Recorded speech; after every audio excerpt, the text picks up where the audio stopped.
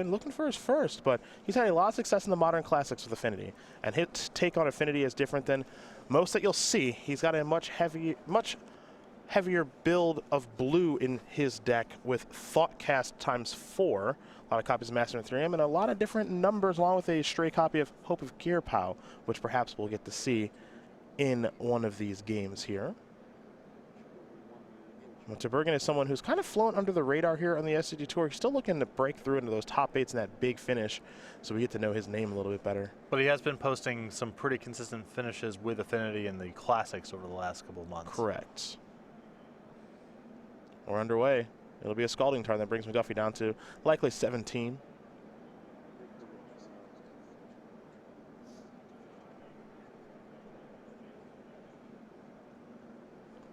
That is a Watery Grave.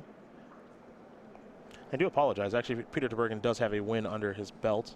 He won the Modern Open in June, actually, last year. So my apologies to Peter. Underselling him a little bit. Nick Miller always on the case, as we are going to have a Serum Visions, draw card, and now scry 2.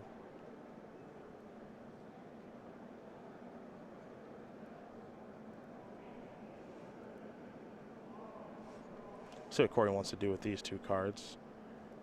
You see he's got a Snapcaster Mage in his hand. He's fanned out his hand pretty well here. Kolaghan's command as well. Pretty good against Affinity. Enough mana to work with. Looks like he's going to leave them both on top with the Serum Visions, and he'll pass the turn back over to Tubergen. Looks like a Darksteel Citadel perhaps in the hand here for the Pepsi fan.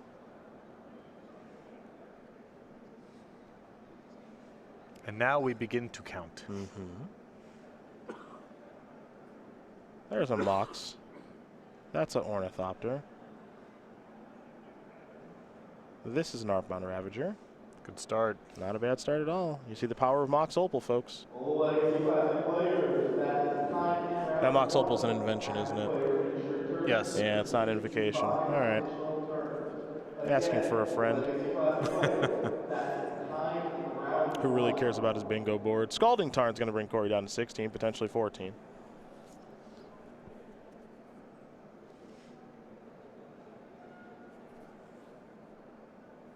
See what land Korey wants to search up. Obviously, whenever a player plays an Arcbound Ravager, you want to get that off the battlefield. We know that. It looks like McDuffie's hand right now is powerful, but maybe a little bit on the slow side. Okay. With Snapcaster Mage and Kolaghan's command and so forth. So the second turn is going to be critical, because even with those good 2-for-1s in his hand, if McDuffie doesn't impact the board this turn and Tubergen has a reasonable follow-up, even those good 3-mana cards might not be enough to catch up. Liliana the Last Hope also in the mix there, and much the same. It's time for a Thought Scour. Teamer Battle Rage. Tassiger will go to the graveyard. New card coming to Korey's hand. And that card was Fatal Push. However, it was time for a big fish in Gurmag Angler. Korey will pass the turn back over to Peter. Peter will draw. Didn't get a great look at it. And I like playing the Angler this turn instead of the Push, because the Angler effectively shuts out combat. Tubergen has to make a move to be able to advance the board from this position, and you want to save that Fatal Push for later. I think a lot of people would have just instinctually Fatal Push the Arcbound Ravager, but because Tubergen's not in a position to make an attack, I like saving it for later. Yeah, as do I. Plus, Korey gets the opportunity to maybe trap Peter a little bit. Who knows? Exactly, yeah. You want to have mana up and some instants at the ready when Tubergen decides to make a move into combat. I believe that's our good friend Blink Moth Nexus. But it could be Ink Moth Nexus. Either way, it is a Nexus, and this is a Hope of Gearpow.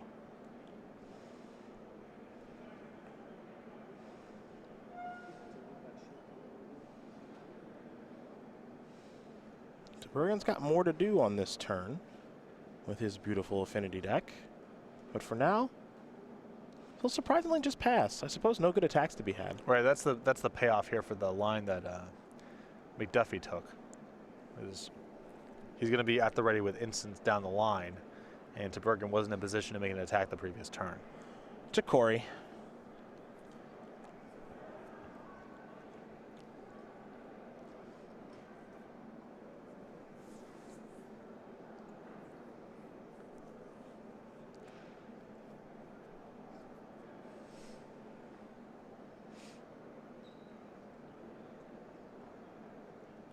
Korey with a lot of options this turn. He has a Liliana, the Last Hope, and a Kolaghan's Command. I mean, my instinct here would be to play Liliana and plus on the Ravager. What do you think about that? Ooh, I like getting busy. He's getting busy. I mean, Tubergen's board's 2 flyers and a Ravager, so blocking is not that great. Grimag Angler ain't messing around. McDuffie coming in for 5. Tubergen going to fall down to 15.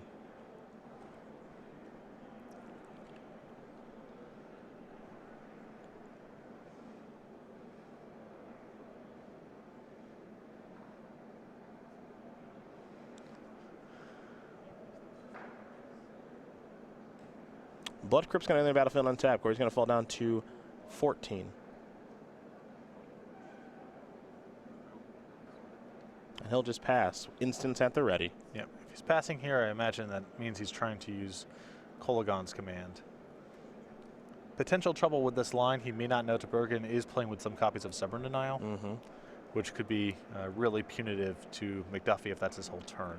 And it's interesting, too, because of Peter's build again being so much more blue heavy than normal builds. Now, you are used to seeing cards like Spell Pierce in Affinity, even if they are heavier on red as opposed to blue. Stubborn Denial, though, not a card you oftentimes see, so something to be wary of.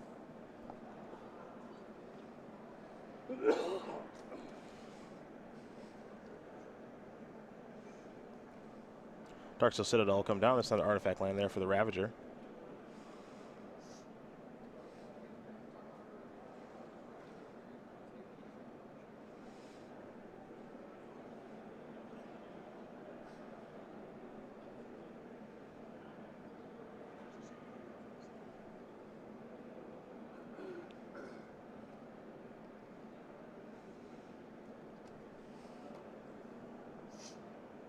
Tubergen thinking a lot about this turn. He'll fire up a Nexus. I mean, the Kolaghan's Command has to be on his radar at this point. McDuffie with a really suspicious third turn there of land on tap and pass. No graveyard, so there's no Snapcaster Mage implications.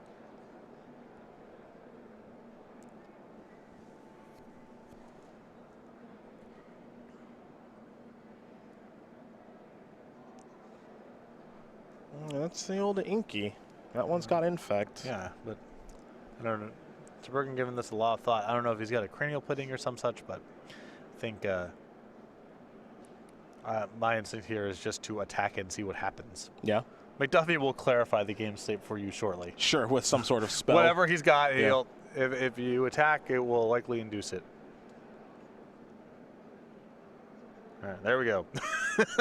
Yeah, I guess maybe the question is if you wanted to attack with Ornithopter 2.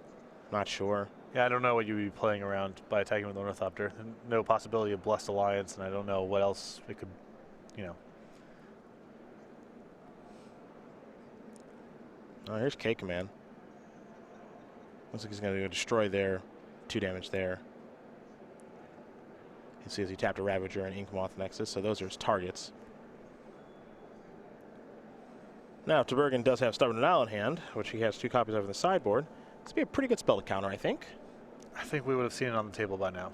But it is kind of interesting because, you know, he could say maybe I'll load up on a different creature and let this resolve. Like, the problem with that line is that I think you have to try to go wide a little bit against that shadow because they have so much spot removal that trying to just, okay, I'll load up on one thing and say go is, you know, likely to get you into some trouble against fatal pushes and what have you. sure. I mean, if he's got extraneous artifacts, if he's not doing anything with the Darksteel Cell and the Ornithopter, then sure, you know, whatever, you might as well. But I think ideally you would be keeping multiple threats on the battlefield. So this is a 4/4. He'll put the counters here. So Inkmoth is going to come across for 5 Infect. This is interesting. And I like loading up on the Nexus here because in spots where McDuffie is passing with mana up, you can simply not do anything. Oh, and we've sacrificed the Hope of Gearpar. Mm-hmm.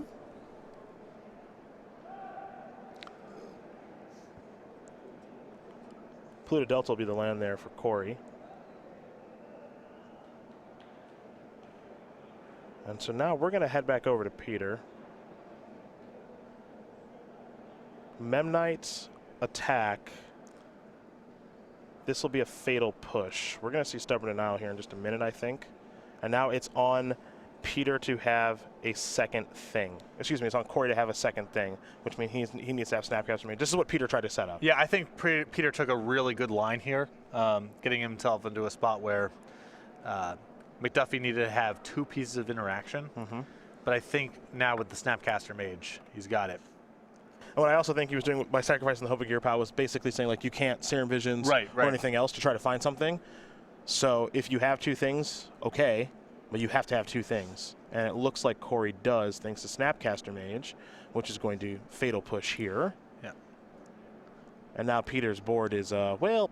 And this is also part of the payoff of McDuffie playing the Gurmag Angler instead of pushing. Was wait, get your threat on the table, start attacking, and then try to be able to play multiple spells in a turn when Tubergen is forced to put all of his eggs into one basket. Liliana's going to go up to 4, going to take care of the Memnite. 7 damage going to come across here from McDuffie. We're going to head to a 3rd game here in just a moment after Pieter draws his last card.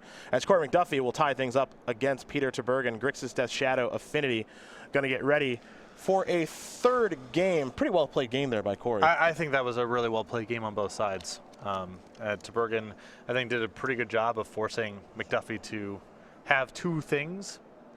And they needed to be 2 particular things. Sorceries weren't going to play there.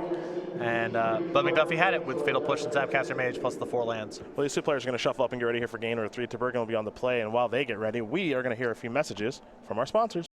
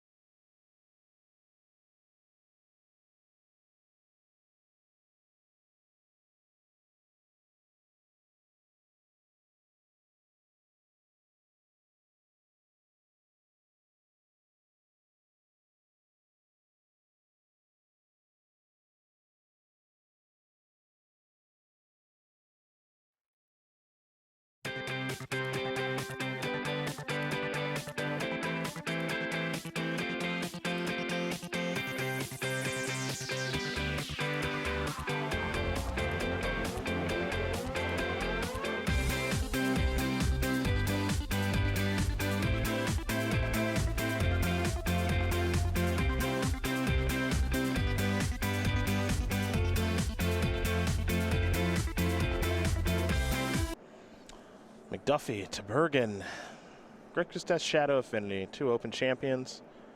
Doing battle here early on in day number 2 of competition from Columbus. Take a look at Grixis Death Shadow, 10 copies into day number 2 of competition among the 84 players. For Affinity, 7 copies into day number 2 of competition among the 84 players. So Grixis Death Shadow still at the top of the helm, and you have to imagine of those 10 players, most of them were quite good and accomplished, because this is the like the, I guess I'll call it the pro player deck. Yeah. You know, this is the deck that the big names like to play. The Cool People Club. Yeah, for sure. For sure. I like looking at it that way. Yeah. I am cool, and that's why I play this deck. Yeah. It's the cool thing to do.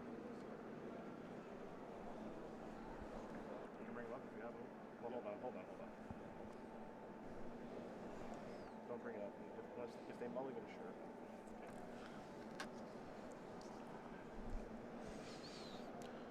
Big spot here for Affinity being on the play.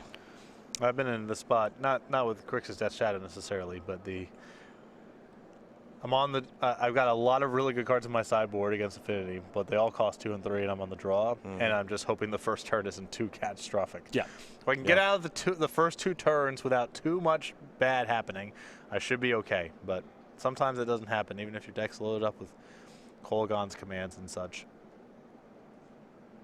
McDuffie's got a lot of anti-artifact cards on the board too. Rakdos Charm, Anger of the Gods, Ceremonial Introduction.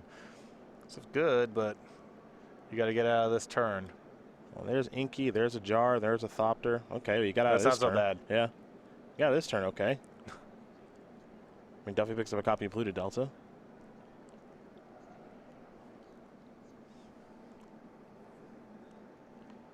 Cycle Street Wraith will bring Korey down to 18. Liliana, the Last Hope, the draw. Very good card against this deck. But also a little bit on the slow side. It is 16. Picked up a copy of Dismember.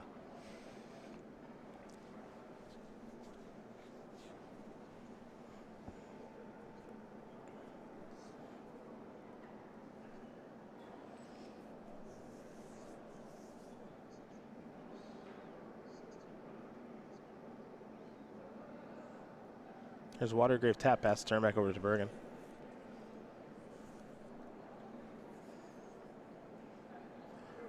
Darksteel Citadel. Cranial Plating.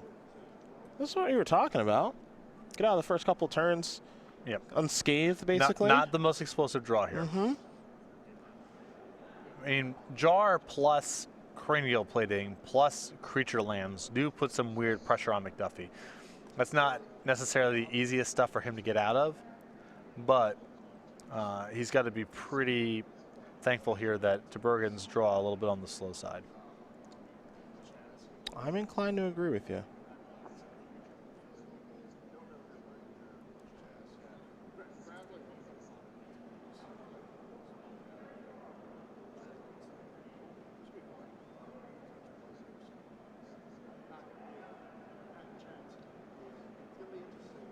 McDuffie deep in the tank as usual. Methodical player.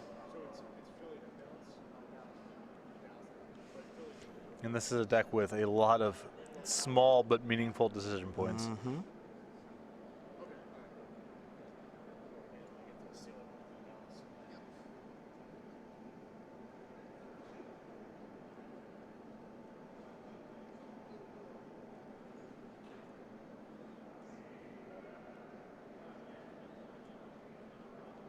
That is a Scalding Tarn.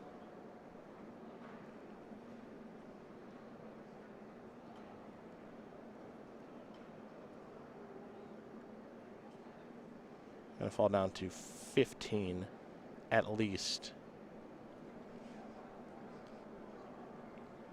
All right, let's make it 13. He's done all the damage to himself, which obviously his deck loves to do.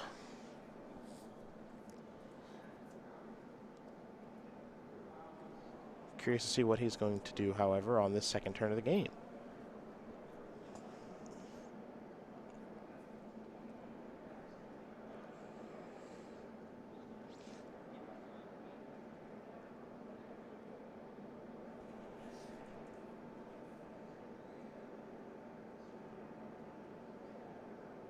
Duffy. Maybe looking at a push here? Discard spell? I think he's looking at Dismember plus Death Shadow as his turn. Boy. Okay. Start getting some pressure going. Okay. All right, there is Dismember. Going to fall down to 9. Ornithopter down. Just Dismembering an O2 that has nothing going on is pretty great. Just get that out of here. Go. This deck doesn't always take the most intuitive lines. That Shadow's here. It's a 4/4. Back to Pieter Tubergen we're going to go.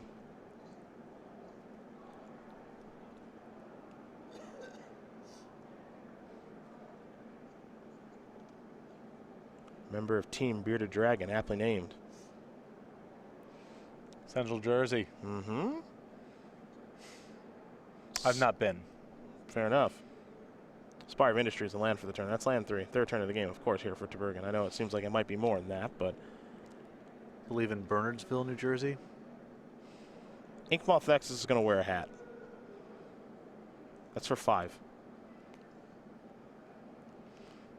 We're going to head back over to McDuffie now.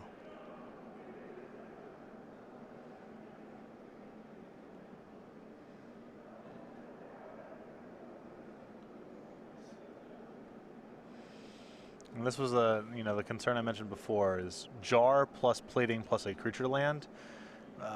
It's tough for McDuffie to handle that sequence of cards because the Jar captures all the removal spells that he plays with at instant speed. At sorcery speed, you have something like Liliana Last Hope, but that's not going to do anything against a Nexus. No, it is not. The big question here is does McDuffie have a third land, which it looks like he does? Does he have a Snapcaster Mage for Dismember? will all of this work out? Can he beat a land plus a stubborn now? He's got a lot of things he's got to weigh. Yeah. So I think his turn's going to be a moment. Well, the big thing is, can you find a way to have two things up? Because you need to be able to beat the jar, and you need, and even if you had Dismember, you need to be able to beat a counterspell. And if you could do a second thing, that'd be really helpful. I don't know if that's feasible. McDuffie might have to just say, I have access to Snapcaster Dismember, and if Tubergen has a mana and a counterspell, I can't beat it, but otherwise I'm in the clear. Pluto Delta's a land. You may not have a better line.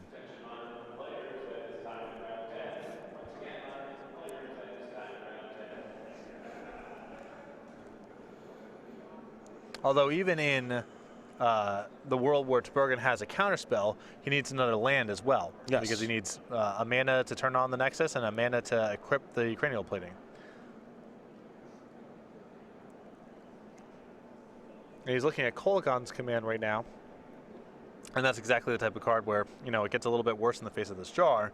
Though if he says deal 2 to your Nexus and blow up your plating, there's a decision to be had. The Welding Jar doesn't cover it. Yep. But if Tubergen just top decks a second copy of Welding Jar, you're beat on that line. Sort of. Oh, you remove from combat. You remove from combat, right? so you get another turn. Yeah, and McDuffie might be able to turn this into a 2-turn clock here. Yep.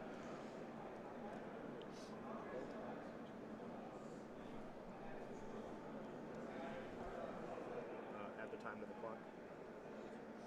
So I think you would want to start from McDuffie's position of get this game done in 2 turns. Don't try to play past that point.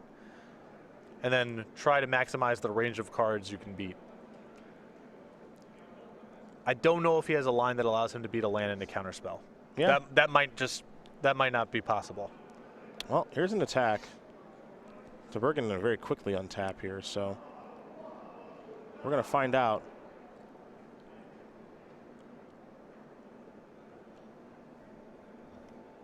Tubergen takes 7 and falls down to 13, I believe.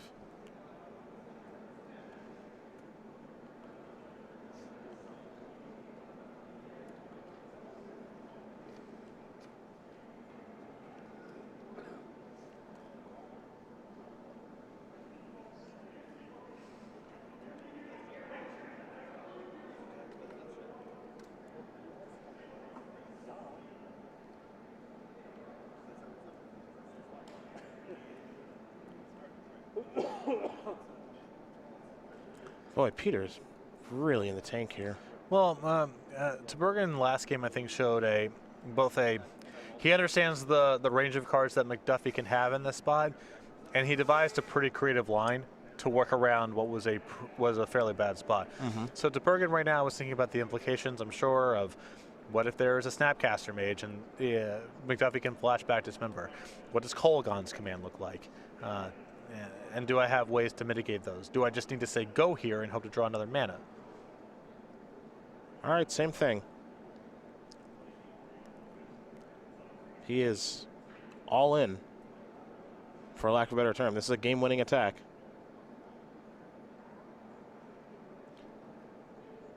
And now if you Snapcaster Dismember and you fall down to 2, your Death Shadow plus your Snapcaster Mage attacks for lethal. It attacks for lethal next turn.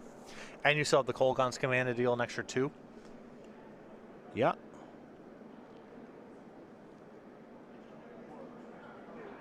So what's the concern if you're on McDuffie's side of this? I guess is, what if Tubergen just goes land Galvanic Blast? Yeah, which is it is somewhat concerning. But that's the only thing you really have to be concerned about, I think. Part of me would believe, if I'm Korey, part of me would think he would have played his land pre-combat. But you don't know for sure. No, you don't. Yeah.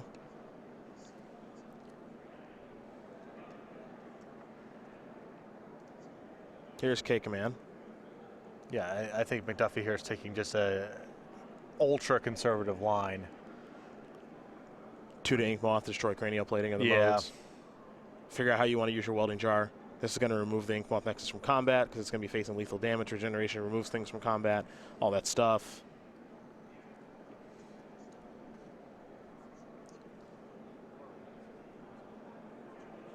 Oh, did you choose deal 2? Oh, he may have just targeted it twice. Oh, sure. Okay. Destroy target artifact and deal 2? Not Yeah, sure. no, that's fine. I Okay. mean, that's you make sure the 1 threat gets off the battlefield. Okay.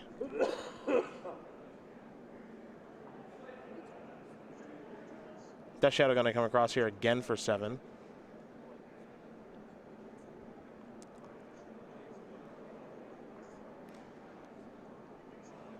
See what the follow-up is here.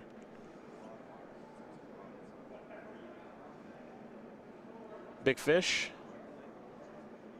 Yep. We're going to go back over to Tubergen. I'm not sure how Pieter gets out of this now. Yeah, well, I don't even know what's going on with his hand because Yeah, me either. his turns have been so cumbersome. And he's looking at 5 cards in it, so you have to imagine there's something good going on there. There's Spire of Industry. I think we're looking at a Thoughtseize in his hand. A little late for that. Yeah, I mean, they can't. It's basically it can't be threat cards and it can't be artifacts. So the what it could be is probably just sideboard cards. Maybe he's just drawn too many. Sure seems that way. I mean, There's Arcbound Ravager.